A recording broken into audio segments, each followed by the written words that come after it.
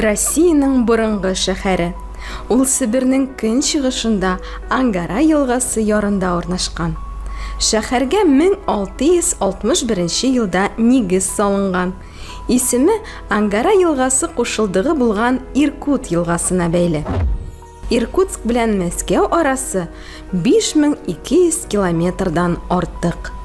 Иркутскта вакыт Мәскәүнекеннән 5 сәгатькә алдарак йөри. Шәһәр кырыс климаты белән аерылып тора. Кыш монда бик озакка сузыла һәм салкын була. Ангара елгасы Иркутск шәһәрен 2 өлешкә бүлә. Бу елга көчле салкыннар вакытында да туңмый.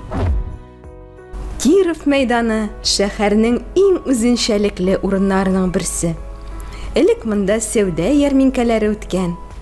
Бүген тантаналы чаралар, күңел ачулар үткәрелә. Яңа ел бәйрәмнәрендә биредә кар шәһәрчеге төзелә, чыршы урнаштырыла, җәй көне матур-матур фонтаннар эшли. Шәһәрнең иң гүзәл урыны ул Түбән яр буе. Монда берничә һәйкәл бар. Аларның берсе Себерне беренче булып яулап алучыга багышланган. Һәйкәлнең озынлыгы 6 метр. Кайбер галимнәр аны Иркутск ныгытмасына нигез салучы Яков Пахабовка багышланган дип саный. Ангара яр буенда урнашкан тагын бер кызыклы истәлекле урын Мәскәү капкасы. Аның биеклеге 19 метр. Монумент янында күзәтү мәйданчыгы бар.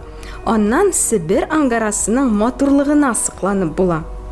Иркутск шәһәре кунаклары өчен махсус яшел маршрутта төзелгән. Яшел төстәге бу сызыкның озынлыгы 5 километр. Аңа шәһәрнең иң үзенчәлекле 30 объекты керә. Иркутскка рәхим итегез.